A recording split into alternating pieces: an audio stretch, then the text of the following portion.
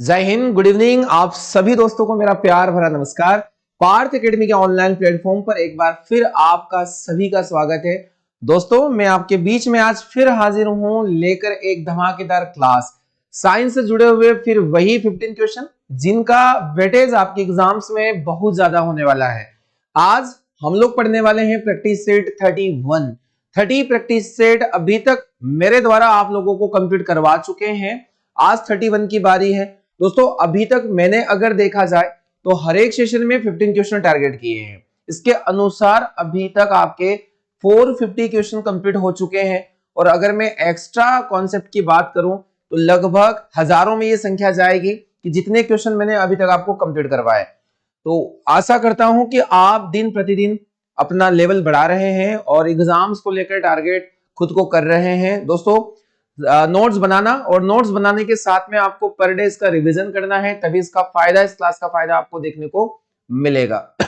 तो कॉपी निकालिएगा। बिना देर किए हम लोग शुरू कर लेते हैं आज का सेशन शुरू करने के पहले वीडियो को अपने सभी दोस्तों के साथ शेयर कीजिएगा और लाइक में कमी नहीं आनी चाहिए और बहुत ही प्यारे प्यारे कमेंट आपके होने चाहिए। आज आपके कमेंट हम लोग पढ़ते हैं और हमें बहुत अच्छा लगता है, खुशी होती है आपके कमेंट्स देखकर। तो आप कॉपी निकाल लीजिए और डालिए हेडिंग 31 मेरे साथ। आज का पहला क्वेश्चन मैं शुरू कर रहा हूं। दोस्तों, आप लोगों के बीच में आने वाला है आज का फर्स्ट क्वेश्चन, जो रहने वाला है केमिस्ट्री से। तो बड़ा ही महत्वपूर्ण प्रश्न है कि बैटरी में कौन सी ऊर्जा का भंडारण किया जाता है। 31 सेशन तक मैं आ चुका हूं आपको लेकर आज। अब दोस्तों, इसमें 31 में मैं आपको पढ़ाने वाला हूं ये 15 क्वेश्चन। मैं मानता हूं कि 15 में से 15 प्रश्न आप इस बार बना के आओगे साइंस में। तो पहला क्वेश्चन पढ़ लीजिएगा कि बैटरी में कौन सी ऊर्जा का भंडारण किया जाता है। सभी को ये आंसर आना चाहिए और जो आंसर में डाउट आपको आता है किसी क्वेश्चन में, कमेंट बॉक्स में मुझे कमेंट जरूर करें ताकि मैं उसे देखकर उसका रिजोल्यूशन आपको दे सकूं। तो बैटरी जो होती है या फिर रासायनिक सेल बोलिए इसको आप, उसमें किस ऊर्जा का भंडारण किया जाता है या ऊर्जा किस रूप में होती है। तो दोस्तों, इस एग्जाम्पल है रासायनिक ऊर्जा, केमिकल एनर्जी या पोटेंशियल एनर्जी, स्थितिज ऊर्जा, विद्युत ऊर्जा या गतिज ऊर्जा। तो रासायनिक सेल होते हैं, अब बैटरियां होती है, रासायनिक सेल होते हैं, तो रासायनिक सेल में केमिकल ही भरे जाते हैं और केमिकल भरे जाते तो उनके अंदर जो एनर्जी स्टोरेज होगा वो रासायनिक दृष्टिकोण से, रासायनिक रूप से होगा। तो हम लोग देखेंगे कि रासायनिक ऊर्जा ही सेल्स के अंदर भरी जाती है और ये रासायनिक ऊर्जा चेंज कर दी जाती है विद्युत ऊर्जा में। तो अगर आपसे पूछा जाए कि विद्युत बैटरी किस ऊर्जा को किस ऊर्जा में कन्वर्ट करेगी, तो इसका सही जवाब लिखिए अपनी कॉपी में। रासायनिक ऊर्जा को विद्युत ऊर्जा में रूपांतरण होता है chemical energy to electric energy. Chemical energy to electric energy, option number A correct हो जाएगा इस क्वेश्चन के लिए। स्थितिज ऊर्जा का फॉर्मूला आपको पता होना चाहिए। पोटेंशियल एनर्जी इक्वल टू क्या होता है, तो mgh। दोस्तों, बहुत ज्यादा प्रश्न आते हैं इस वाले कॉन्सेप्ट से, तो है ना। पोटेंशियल एनर्जी बराबर क्या होता है, mgh। m क्या है, मास, और g क्या है, एक्सेलरेशन ड्यू टू ग्रेविटी, और h हो जाएगी हाइट। आपको सभी को यहां से एक बात और पता होनी चाहिए कि हमारी अर्थ पर स्मॉल g का वैल्यू कितना होता है, तो 9.8 मीटर पर सेकेंड स्क्वायर होता है। ये बात मैं आपको प्रीवियस सेशन में पढ़ा चुका हूं, यहां भी आप लोगों को ध्यान देना है। वही हम लोग काइनेटिक एनर्जी की बात करें तो काइनेटिक एनर्जी का फॉर्मूला क्या होगा, तो काइनेटिक एनर्जी हो जाएगा 1/2 mv²। यहां से एक प्रश्न बन सकता है। तो दोस्तों, अपने नोट्स में इन बातों को जरूर लिखना है आपको और समय रहते हुए इनका रिवीजन करना है। तो बैटरी में कौन सी ऊर्जा, रासायनिक ऊर्जा जिसे विद्युत ऊर्जा में बदला जाता है। आज का क्वेश्चन नंबर 2, ल्यूकेमिया एक मानव बीमारी है जो प्रमुख रूप से किसको प्रभावित करती है। इसका नाम आप लोगों ने शायद पहले सुना हो कि ल्यूकेमिया नाम की बीमारी में क्या होता है। चलिए दोस्तों, मैं समझा देता हूं। हमारे अंदर क्या होता है, ल्यूकेमिया हमारे अंदर होती है WBC, या इसको हम लोग बोलते हैं श्वेत रक्त कणिका, सफेद रक्त कणिका।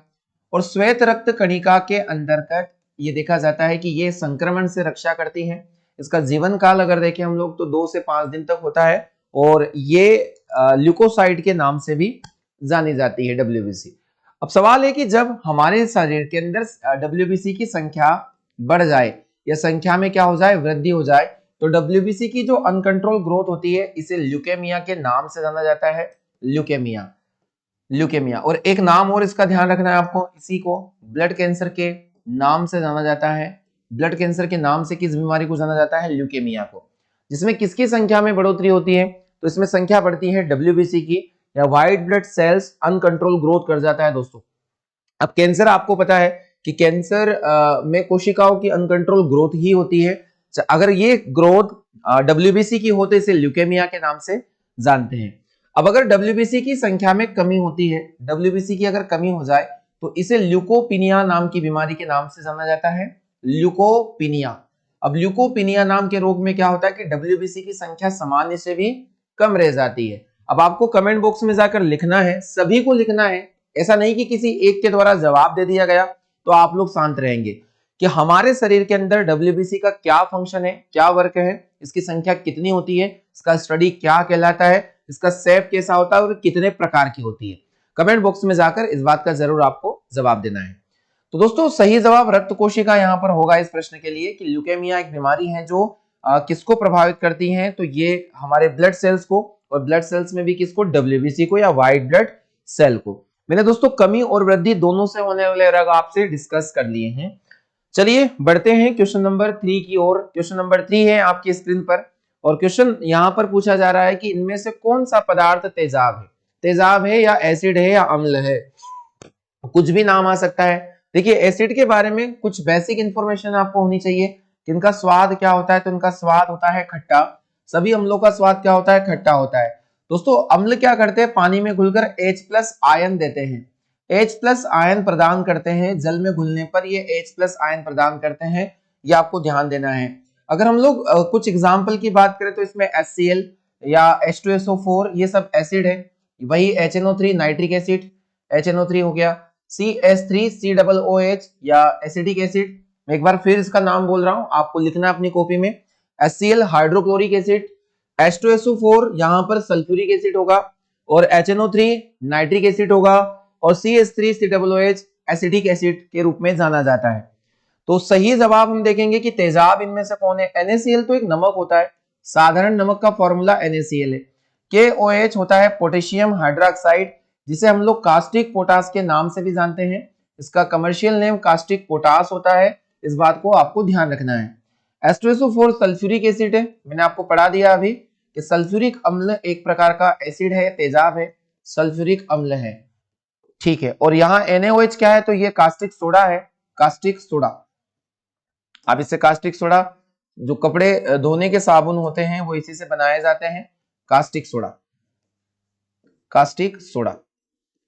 अब दोस्तों इतनी सारी बातें आप लोगों को समझ में यहां से आ गई, और इसका सही जवाब हमने ऑप्शन नंबर सी को देख लिया है। एक प्रश्न के को लेकर हम लोग इतने सारे डिस्कशन कर रहे हैं जो एग्जाम्स में आपके एग्जाम को इजी बनाएंगे। क्वेश्चन नंबर 4, अल्फा पार्टिकल कैसे होते हैं बता देना है।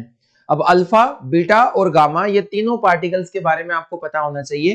तो दोस्तों ध्यान रखना है कि जो रेडियो एक्टिव एलिमेंट होते हैं उनमें विकर्णन के पश्चात रदरफोर्ड ने 3 प्रकार के पार्टिकल की खोज की थी। ये आ जाएंगे अल्फा, बीटा और गामा।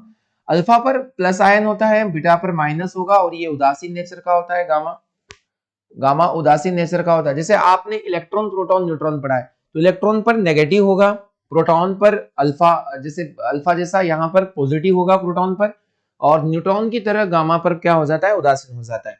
तो अल्फा कण कैसे होंगे? तो अल्फा पार्टिकल यहाँ पर पॉजिटिव होंगे, ऑप्शन नंबर ए इसका सही जवाब हो जाएगा। तो अल्फा पार्टिकल धनात्मक होते हैं। ये किनके द्वारा खोजे गए हैं? रदरफोर्ड के द्वारा खोजे गए रेडियोधर्मी पदार्थों के अंदर से। चलिए अगला क्वेश्चन, क्वेश्चन नंबर 5 है, सूर्य के चारों तरफ किसी ग्रह के रास्ते को क्या कहा जाता है? दोस्तों लाजवाब प्रश्न है, सीधे क्वेश्चन एग्जाम में आएंगे, एग्जाम की खोपड़ी में छेद करोगे आप इस बार।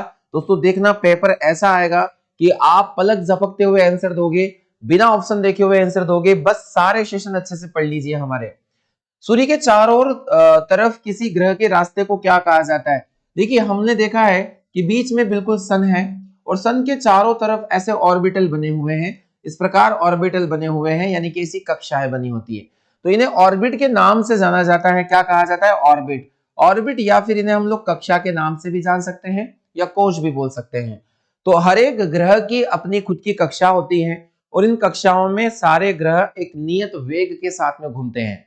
अब ग्रहों को लेकर गति के नियम अगर एग्जाम में आता है, एक प्रश्न यहां से आप लिख दीजिएगा, ग्रहों के गति के नियम, ग्रहों के गति नियम किसके द्वारा दिए गए? तो ग्रहों के गति नियम दिए गए थे किसके द्वारा? केपलर के द्वारा। तो केपलर नाम के साइंटिस्ट, याद रखिएगा दोस्तों, केवल गति के नियम न्यूटन के द्वारा दिए गए थे। तो यहाँ ग्रहों के गति के नियम पूछा जा रहा है आपसे, तो आपको केपलर समझ में आना चाहिए। केपलर के 3 नियम है, मैं आपसे ओरली डिस्कस कर रहा हूं। पहला नियम है कि हर एक ग्रह इलिप्टिकल पाथ पर मूवमेंट करता है, यानी सूर्य के चारों ओर दीर्घ वृत्ताकार मार्ग में गति करता है, ये पहला नियम। दूसरा नियम है कि हर एक ग्रह का जो ऑर्बिटल वेलोसिटी होगा वो रिमेन कांस्टेंट होगा, यानी कि समान होगा। हर एक ग्रह का ऑर्बिटल वेलोसिटी या कक्षीय वेग एक जैसा होता है, समान रहता है। और तीसरा नियम यहां पर आता है कि कोई ग्रह सूर्य की परिक्रमा जितने समय में पूरा करे उसे हम लोग उसका रिवोल्यूशन टाइम या परिक्रमण काल कहते हैं, परिक्रमण काल कहते हैं। दोस्तों ये 3 नियम मैंने केपलर्स को लेकर भी डिस्कस किया आपसे। मेहनत काफी अच्छे से चल रही है, आप भी मेहनत कीजिए, कदम ताल मिला के चलेंगे, सफलता जरूर आपके कदम चुमेगी। क्वेश्चन नंबर 5 के लिए सही जवाब हो जाएगा बी ऑप्शन। चलिए क्वेश्चन नंबर 6 है, बड़ा ही इजी क्वेश्चन है कि मानव शरीर की सबसे बड़ी ग्रंथि, ये लास्ट टाइम एग्जाम में आ चुका है और वेरी वेरी इंपॉर्टेंट प्रश्न में बोलूंगा, कई बार ये आया हुआ है। सबसे बड़ी ग्रंथि कौन है? तो पैंक्रियाज, आपको पता है कि ये एक प्रकार की मिश्रित ग्रंथि हमारी बॉडी में मानी जाती है, एक मिक्स्ड ग्लैंड मानी जाती है, मिक्स्ड ग्रंथि, जहां से इंसुलिन निकलता है और इसी इंसुलिन की कमी से एक रोग होता है डायबिटीज, डायबिटीज या मधुमेह। दोस्तों ये प्रश्न पूछा जा सकता है आपके पेपर में कि इंसुलिन की कमी से कौन सा रोग होता है, तो डायबिटीज होगा, मधुमेह होगा। थायराइड हमारे गले में पाई जाने वाली एक ग्रंथि होती है, ये गले में स्थित होती है और सबसे बड़ी अंतःस्रावी ग्रंथि है। पर इससे भी बड़ी मात्रा की ग्रंथि होती है यकृत, लीवर, लीवर इसको हम लोग कहेंगे, और ये सबसे बड़ी ग्रंथि होती है शरीर की, इसलिए इस प्रश्न के हिसाब से सही जवाब हो जाएगा लीवर या यकृत। पीयूष ग्रंथि या पिट्यूटरी ग्लैंड सबसे छोटी ग्रंथि मानी जाती है, इसलिए सबसे स्मॉलेस्ट ग्लैंड यहां पर आ जाएगी पीयूष ग्लैंड, तो लीवर हो जाएगा सही जवाब। लिवर का अध्ययन करना क्या कहलाता है? तो लिवर का अगर हम स्टडी देखें तो स्टडी ऑफ लिवर हो जाएगा हेपेटोलॉजी, हेपेटोलॉजी या हेपेटोलॉजी भी इसको हम लोग बोल सकते हैं। हेपेटोसाइट लिवर की सेल्स होती है। लिवर बहुत ही महत्वपूर्ण ऑर्गन है, इंटरनल ऑर्गन है हमारी बॉडी का, बहुत जरूरी कार्य होते हैं हमारे शरीर में इसके। क्वेश्चन नंबर 7, बिजली गिरते समय कौन सी गैस पैदा होती है? दोस्तों ये क्वेश्चन रिपीट हो चुका है, मैं पहले इस प्रश्न को आपको पढ़ा चुका हूं, अच्छे से समझा चुका हूं। आप यहां देखिएगा कि बिजली गिरते समय कौन सी गैस पैदा होती है, सभी इसका जवाब मुझे अच्छे से दे सकते हैं, नाइट्रिक ऑक्साइड। अब नाइट्रिक ऑक्साइड जो गैस है ये पैदा होती है बिजली के गिरते समय। आपको पता है, आपको कमेंट बॉक्स में जाना है, मुझे बताना है कि बिजली गिरते वक्त कितना डिग्री सेल्सियस का टेम्परेचर पैदा होता है, जिससे अगर किसी पेड़ पर या किसी के ऊपर भी अगर गिर जाए तो तुरंत उस व्यक्ति की मौत हो जाती है या पेड़ जल जाता है। तो दोस्तों कितना टेम्परेचर होगा तो ये आपको बता देना है। तो नाइट्रिक ऑक्साइड यहां सही जवाब हो जाएगा क्वेश्चन नंबर 8 के लिए। अगला प्रश्न है क्वेश्चन नंबर 9, सबसे हल्का तत्व कौन है इनमें से? देखिए यहां को लेकर है ना सभी बहुत ज्यादा कंफ्यूज होते हैं बच्चे, क्योंकि यहां पूछे 3 क्वेश्चन जाते हैं, सबसे हल्का तत्व, सबसे हल्का तत्व या लाइटेस्ट एलिमेंट, यहां पूछा जाता है सबसे हल्की गैस, लाइटेस्ट गैस, और एक पूछा जाता है सबसे हल्की धातु, सबसे हल्की धातु। ये 3 प्रश्न बैक टू बैक एग्जाम में आते हैं, हर एक स्टूडेंट्स के अंदर कंफ्यूजन बना रहता है इन चीजों को लेकर। अब आप मुझे बताइएगा कि सबसे हल्का तत्व, और हल्का तत्व मैं आपको बताने वाला हूं हाइड्रोजन। हाइड्रोजन हल्का तत्व है। वही अगर हम बात करते हैं हल्की गैस की, तो सबसे हल्की गैस हो जाएगी हीलियम, जो एक इनर्ट गैस है परमाणु क्रमांक 2 पर। और हल्की धातु यहां पर कौन हो जाएगी? तो हल्की धातु हो जाएगा लिथियम। इन तीनों अगर हम देखें तो सीरियल वाइज है, परमाणु क्रमांक 1, परमाणु क्रमांक 2, परमाणु क्रमांक 3, है ना। हाइड्रोजन सबसे लाइटेस्ट एलिमेंट है, लाइटेस्ट गैस हीलियम हो जाएगी, और लाइटेस्ट मेटल हो जाएगा लिथियम। तो हमसे तत्व पूछा गया है तो आप हाइड्रोजन को चूज कीजिएगा, ऑप्शन नंबर बी एकदम सही जवाब है इस प्रश्न के लिए। देखिए यहां से आपको एक चीज क्लियर भी हो रही है कि क्या गलत है और क्या सही है।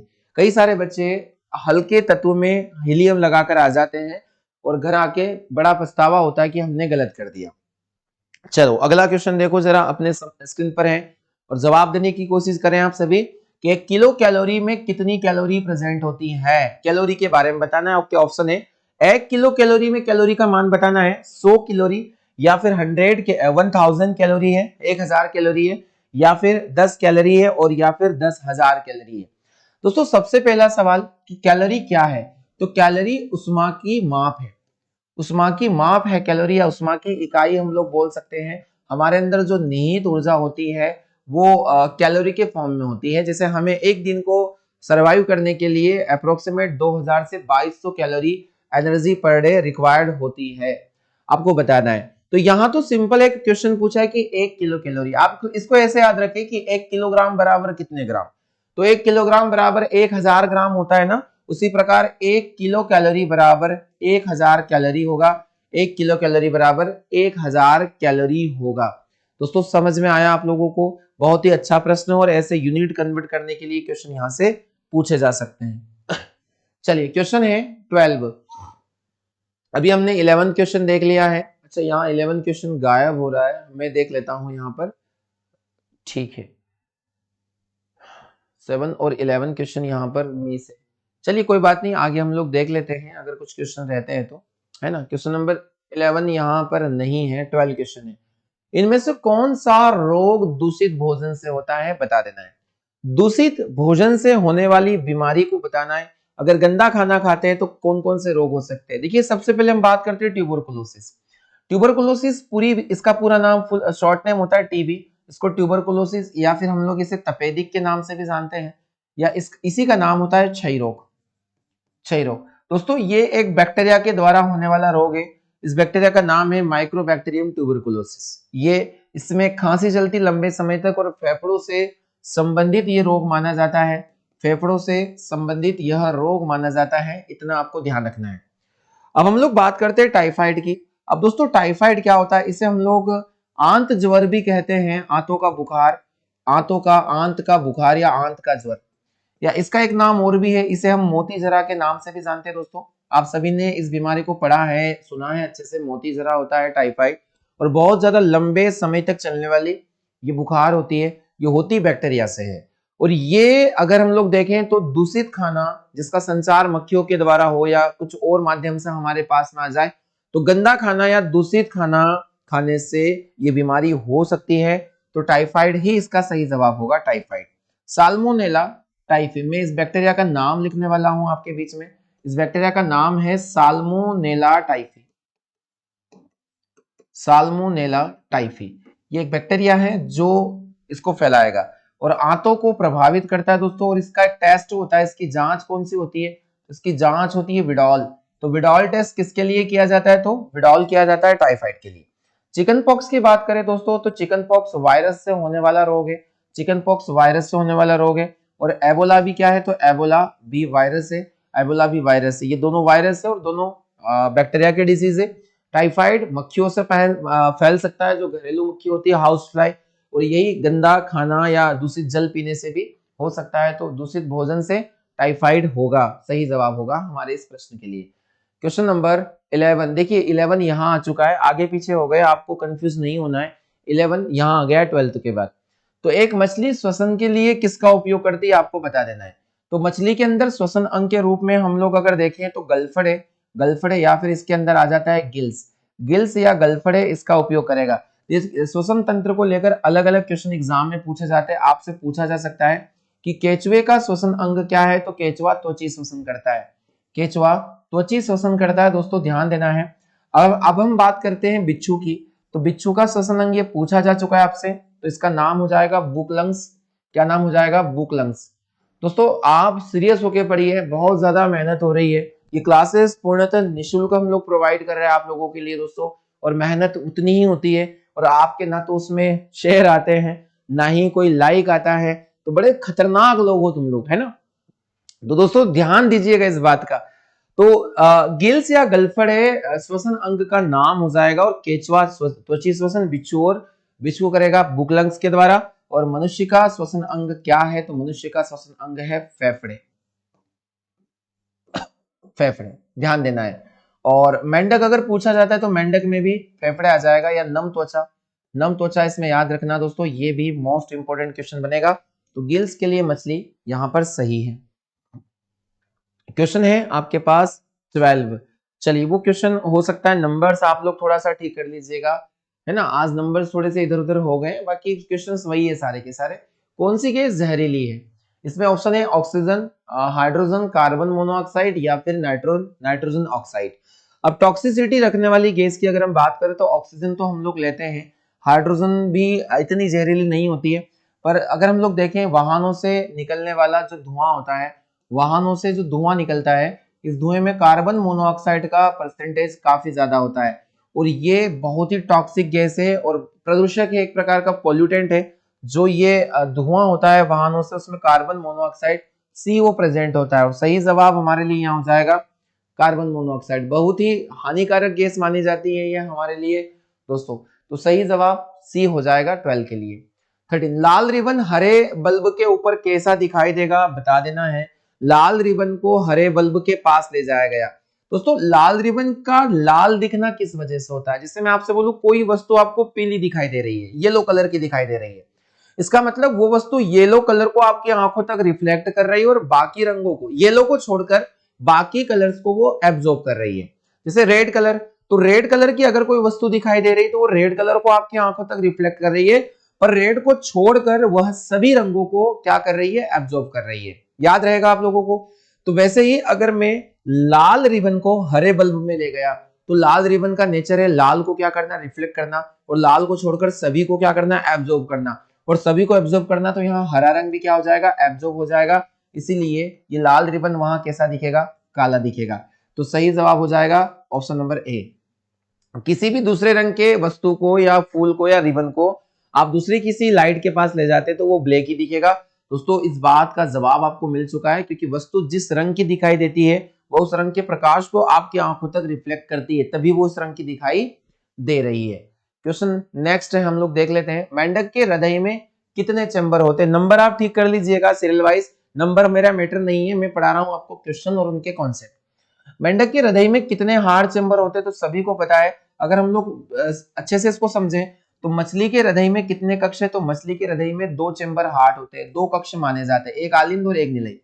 वही अगर हम मेंढक की बात करें उभयचर की, तो मेंढक में पाए जाते हैं 3 चैम्बर, 2 आलिंद और एक निलय, 2 एट्रियम और एक वेंट्रिकल, है ना। आगे हम लोग बात करते हैं सरीसृप में। तो सरीसृप में सांप वगैरह होते हैं और सभी में होते हैं 3 कक्ष, पर इसमें अपवाद के रूप में होता है मगरमच्छ। और मगरमच्छ के शरीर में कितने, है ना, शरीर में कितने, हृदय में कितने कक्ष होंगे? तो 4 कक्ष यहाँ पर प्रेजेंट होते हैं दोस्तों, ध्यान देना है। अब हम बात करते हैं कि पक्षी यानी कि जो एविज ग्रुप होता है, बर्ड्स होते हैं, उनमें भी कितने कक्ष होंगे? इनमें 4 चैम्बर हार्ट होता है। वही स्तनधारी या फिर मनुष्य की हम बात करें तो मनुष्य के हृदय में भी 4 कक्ष प्रेजेंट होते हैं। एक क्वेश्चन और आ सकता है आपके एग्जाम में कि कॉकरोच के हृदय में कितने कक्ष होते हैं? तो कॉकरोच के हृदय में 13 चैम्बर हार्ट होता है। ये बहुत खतरनाक प्राणी है आपके लिए। तो 13 कक्ष यहाँ पर प्रेजेंट होते हैं। तो दोस्तों इतने सारे नाम हैं जो एग्जाम में पूछे जा सकते हैं आपसे, तो आप प्लीज इन्हें अच्छे से पढ़ लीजिएगा, है ना। मछली में 2 चैम्बर हार्ट है, मेंढक में 3 चैम्बर हार्ट है, सरीसृप में 3 चैम्बर हार्ट है, मगरमच्छ में 4 चैम्बर हार्ट है। पक्षियों में मगरमच्छ सरीसृप से आता है, पर यहाँ अपवाद के तौर पर देखना है। तो मेंढक हमने देखा कितना, मेंढक हो जाएगा 3 चैम्बर हार्ट, एकदम सही जवाब हो जाएगा। चलिए और भी क्वेश्चन बचते हैं क्या, हम लोग देख लेते हैं। हाँ, एक लास्ट प्रश्न आप लोगों के लिए आज का सेशन का है और बहुत ही अच्छा प्रश्न है, पढ़िएगा। इनमें से विस्फोटक कौन सा है? विस्फोटक यानी कि जिससे ब्लास्ट करवाया जा सकता है। तो पहला ऑप्शन है TNT। TNT का पूरा नाम है ट्राई नाइट्रोटॉलुइन। ट्राई नाइट्रोटॉलुइन। TNB की हम बात करें तो यहां पूरा नाम हो जाएगा ट्राई नाइट्रोबेंजीन। ये आप लोगों को अपने नोट्स में लिखना है दोस्तों, ये आ सकते हैं। तो ये दोनों अच्छे विस्फोटक पदार्थ माने जाते हैं दोस्तों, तो यहाँ सी ऑप्शन सही हो जाएगा, दोनों A और B। चलिए तो हमने आज पढ़ा है 31 सेशन प्रैक्टिस सेट। सेशन को अच्छे से शेयर कीजिए दोस्तों के साथ में ज्यादा से ज्यादा, और अपने स्टेटस पर जरूर लगाएं ये क्लासेस, ताकि आप लोग के जरिए ये क्लासेस लोगों तक पहुंचे और उन्हें भी इस क्लास का फायदा मिले। तो दोस्तों आज के सेशन कैसे लगा, आज का एक क्वेश्चन कैसे लगे, तो आप कमेंट बॉक्स में जाकर कमेंट जरूर करें। अच्छे कमेंट्स का हमें इंतजार है आप लोगों का, और वीडियो को लाइक ज्यादा से ज्यादा कीजिएगा। तो मिलते हैं हम लोग कल के सेशन में, तब तक अपना ध्यान रखें, अपना ख्याल रखें और आप अच्छी पढ़ाई करें। आप सभी का बहुत बहुत धन्यवाद।